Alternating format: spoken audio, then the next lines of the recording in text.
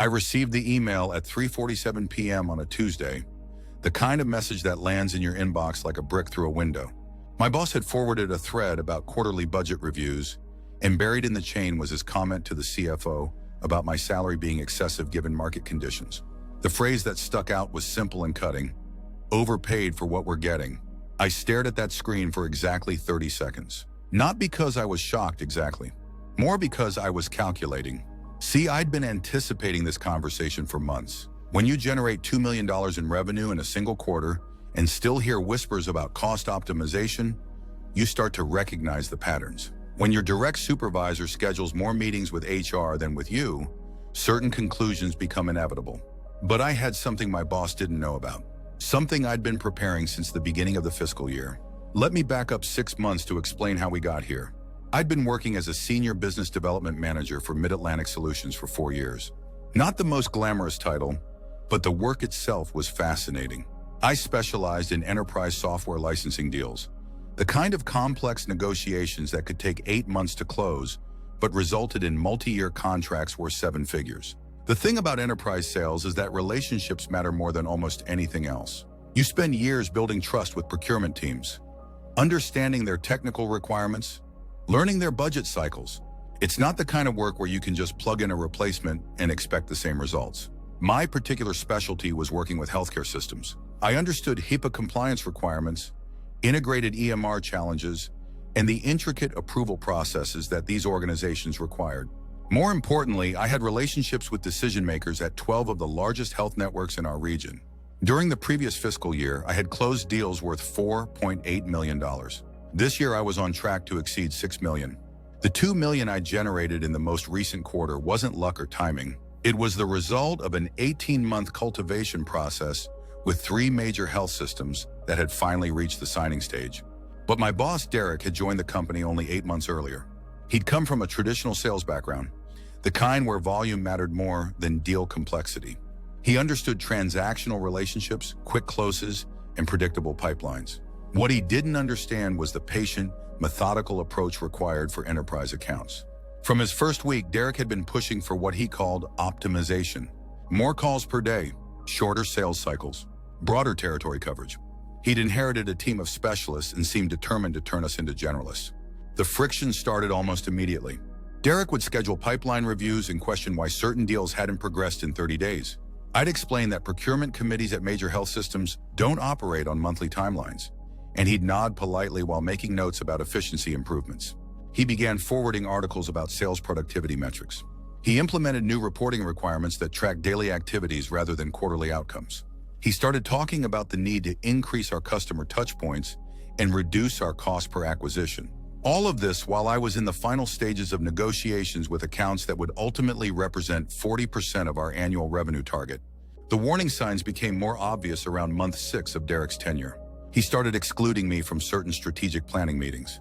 He began having sidebar conversations with other team members about territory realignment. Most tellingly, he stopped asking for my input on major account strategies. I could see where this was heading. Derek was building a case for restructuring the team, probably bringing in junior-level reps who could handle higher call volumes at lower salaries. The fact that these reps wouldn't be able to navigate complex enterprise deals seemed secondary to the cost savings they represented. So I started preparing. The first thing I did was document everything. Not in an obvious way that would raise suspicions, but methodically and comprehensively. I created detailed records of every client interaction, every deal milestone, every relationship touchpoint that had contributed to our recent successes. I mapped out the decision-making structures at each of my major accounts. I documented the specific compliance requirements, technical specifications, and approval processes that would need to be understood by anyone taking over these relationships. Most importantly, I began having very careful conversations with my key contacts at these organizations. Not about leaving the company, but about ensuring continuity of service and support. I wanted to understand their expectations and concerns about potential changes to their account management. What I learned was illuminating. These weren't just vendor relationships to them.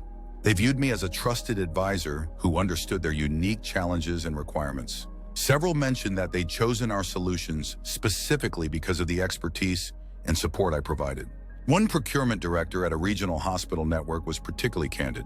She mentioned that they'd evaluated 3 different software vendors the previous year, and while the technical capabilities were similar, they'd selected us because of my understanding of their HIPAA compliance challenges and my track record of successful implementations. Another contact, the CTO at a multi-state health system, explained that their board had specifically approved our expanded license agreement because they trusted the ongoing support relationship we'd established. He'd actually referenced my expertise in their board presentation as a key factor in their decision-making process. This information was valuable, but I wasn't planning to use it as leverage or as a threat. I was simply gathering data to understand the true scope and value of the relationships I'd built. The second part of my preparation involved understanding the competitive landscape more thoroughly. I researched how our major competitors handled enterprise accounts. I analyzed their pricing structures, their account management approaches, and their client retention rates. What I discovered was that most of our competitors had dedicated enterprise account managers with similar specialization levels to mine. They weren't trying to optimize these relationships for cost efficiency. They were investing in deep expertise because they understood that enterprise deals required it. I also looked at industry benchmarks for revenue per sales representative in our sector. The data was clear. Specialized enterprise reps consistently generated 3 to 4 times more revenue than generalists, even accounting for higher salary costs. The third element of my preparation was the most important. I started keeping detailed records of my communications with Derek and upper management, not to create some kind of gotcha moment, but to have an accurate record of the guidance and feedback I was receiving. This documentation became crucial when Derek started sending mixed signals about my performance. In our one-on-one meetings, he'd acknowledge the strong revenue numbers while expressing concerns about my activity levels compared to other team members. He'd praise the major deals I'd closed while questioning whether my approach was scalable across the entire team. The contradictions were becoming more apparent, and I wanted to make sure I had an accurate record of these conversations. By month 8 of Derek's tenure, the writing was on the wall. He'd started having more frequent meetings with HR about team restructuring. He'd begun asking detailed questions about my client relationships and whether they could be transitioned to other team members. Most tellingly, he'd started scheduling calls with some of my key accounts without including me. When I asked about these conversations, he'd explained that he was just getting to know our major clients better, but the pattern was unmistakable. I knew that Derek was building toward a decision about my role, and I suspected that decision wouldn't be favorable. The revenue numbers were strong, but he seemed focused on cost metrics that didn't account for the complexity and value of enterprise relationships. Which brings us back to that Tuesday afternoon email. Seeing Derek's comment about me being overpaid wasn't entirely surprising, but the casual dismissiveness of it was striking. $2 million in quarterly revenue apparently wasn't sufficient to justify my salary in his assessment. But what really caught my attention was the email thread itself. Derek had been corresponding with the CFO and VP of sales about budget optimizations without any context about the strategic value of different roles or the relationship-dependent nature of our major accounts. The conversation was happening at a 30,000-foot level, focused on spreadsheet line items rather than business realities. They were talking about reducing costs without understanding what those costs were actually purchasing. I realized this was exactly the kind of short-sighted decision-making that could seriously damage the business. Not because of my personal situation, but because they were about to optimize away the very relationships that were driving our growth. That's when I decided to provide some context. I spent about an hour crafting a response, not a defensive email about my own value, but an informational summary of the enterprise sales landscape and the factors that contributed to our recent success. I outlined the relationship-building timeline for major accounts, explaining how the deals that had closed in quarter 3 were the result of cultivation efforts that had begun over a year earlier. I detailed the specific compliance expertise and technical knowledge required to support these accounts effectively. Most importantly, I provided data about customer retention rates and expansion revenue from our enterprise accounts compared to smaller transactional deals. The numbers were compelling. Enterprise accounts had a 94% retention rate and generated an average of 40% expansion revenue year over year. I explained the competitive landscape, noting that our major competitors all maintain specialized enterprise teams specifically because of the relationship-intensive nature of these deals.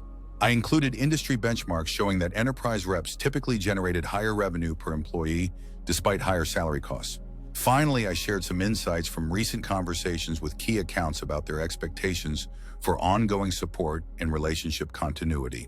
not as a threat, but as business intelligence about customer requirements and satisfaction factors. The email was professional, data-driven, and focused on business outcomes rather than personal grievances. It was also thorough enough to demonstrate the depth of knowledge and preparation that went into managing these relationships. Then I did something that might have seemed risky, but felt necessary. I copied the CEO on the response, not to escalate or create drama, but because strategic decisions about account management and customer relationships seemed important enough to warrant C-level visibility.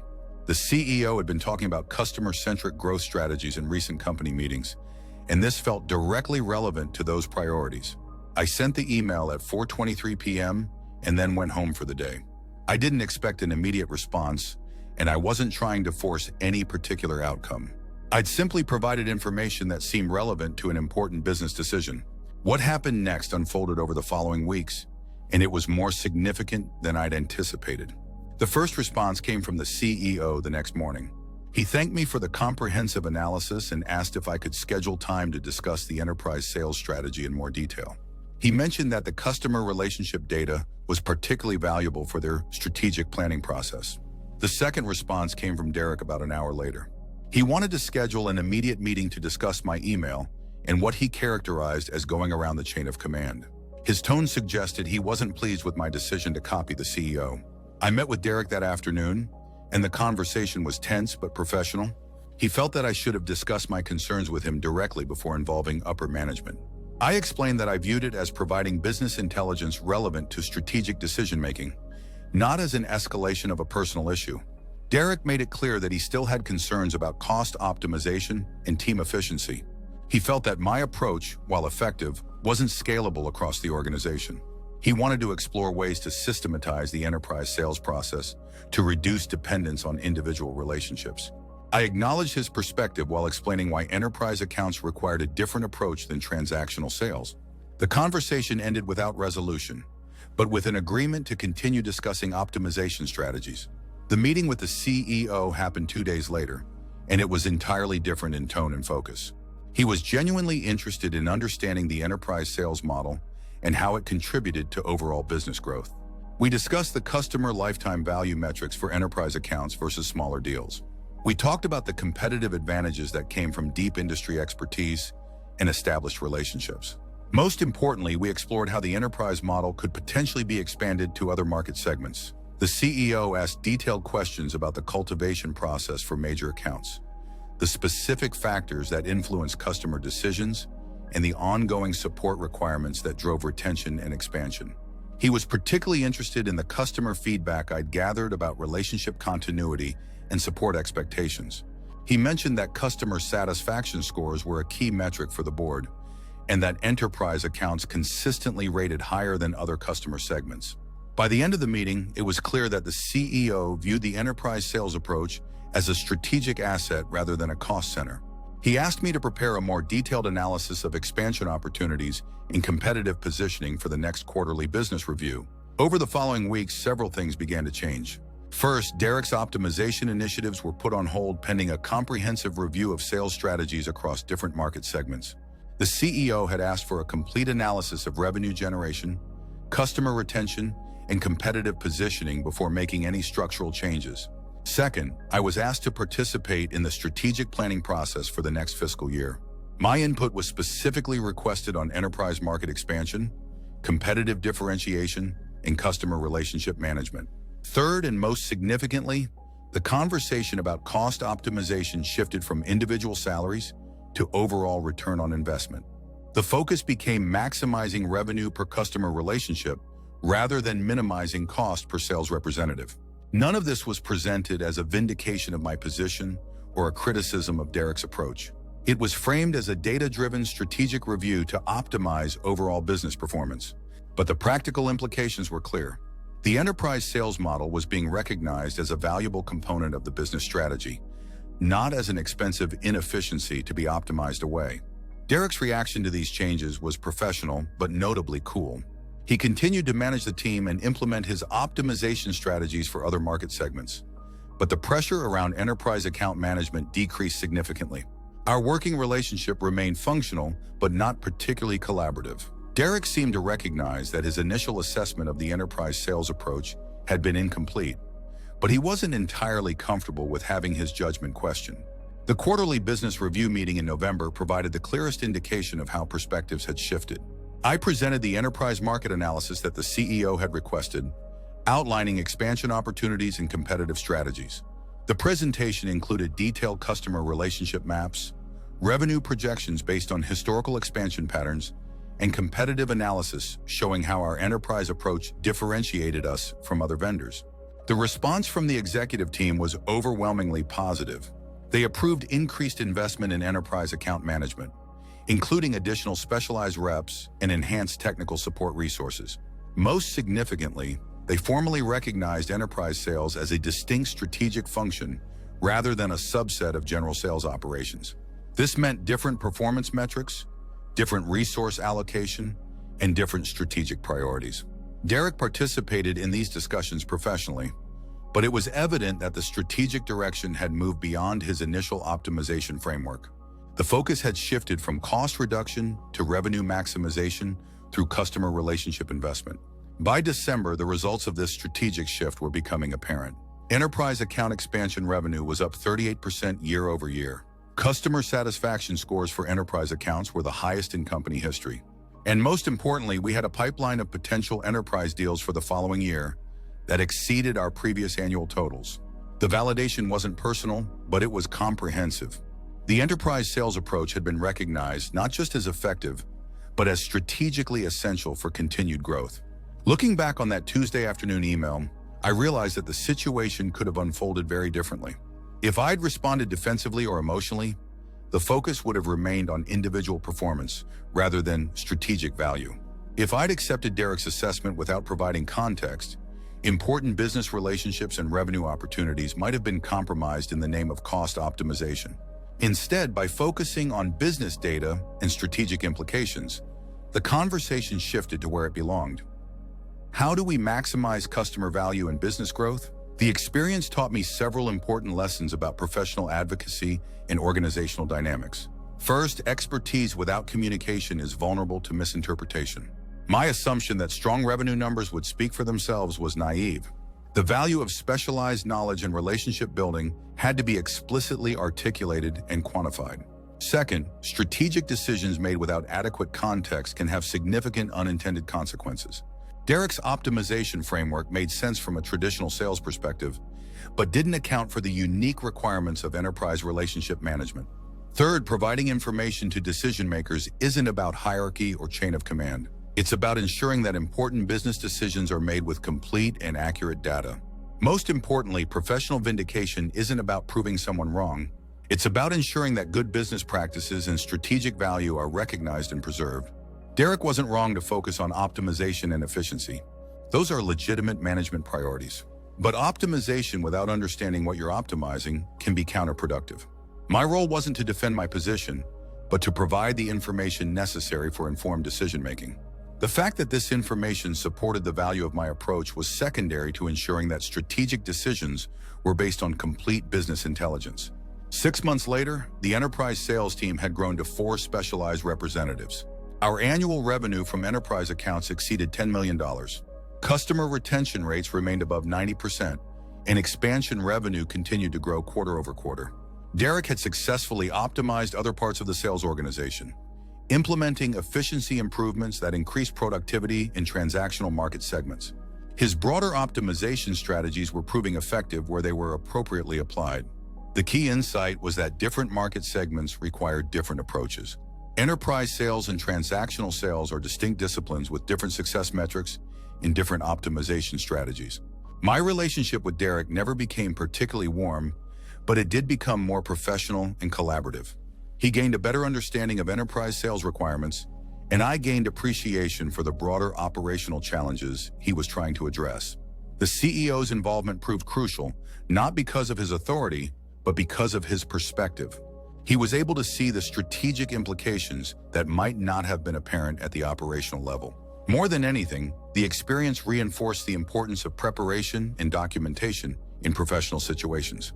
The comprehensive analysis I'd prepared wasn't created in response to Derek's comment about being overpaid. It was the result of months of careful observation and data gathering. When the moment came to provide context and information, I was ready with substantive business intelligence rather than emotional reactions or defensive arguments.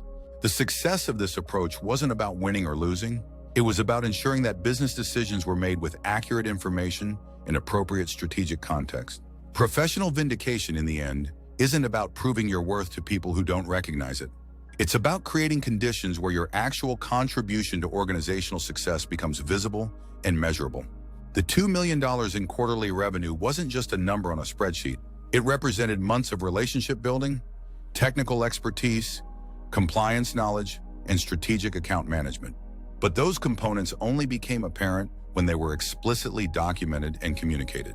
That Tuesday afternoon email was a catalyst, but the real work had been happening for months beforehand. The preparation, the documentation, the relationship building, and the strategic analysis, all of that created the foundation for what happened next. When I received that email calling me overpaid, I had 30 seconds of calculation. Not because I was angry or defensive, but because I was ready. And sometimes being ready is the most powerful professional skill of all. The months that followed brought continued growth in our enterprise accounts, recognition of the specialized expertise required for these relationships, and validation of the strategic approach that had initially been questioned. But more than any specific outcome, the experience demonstrated the value of patient preparation, professional communication, and strategic thinking in complex organizational situations. Today, when I look at that email thread from November, I'm struck not by Derek's comment about being overpaid, but by how quickly strategic perspectives can shift when accurate information becomes available. The lesson isn't about proving anyone wrong. It's about ensuring that important business decisions are made with complete and accurate information, regardless of hierarchy or operational pressures.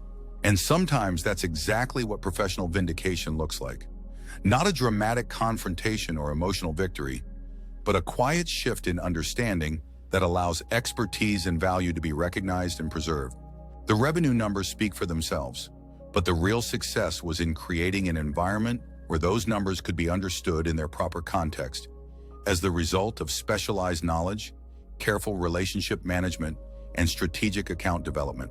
That's worth more than any individual validation. It's the foundation for sustainable professional success and organizational growth. And it all started with 30 seconds of calculation on a Tuesday afternoon, when I decided to provide context instead of taking offense.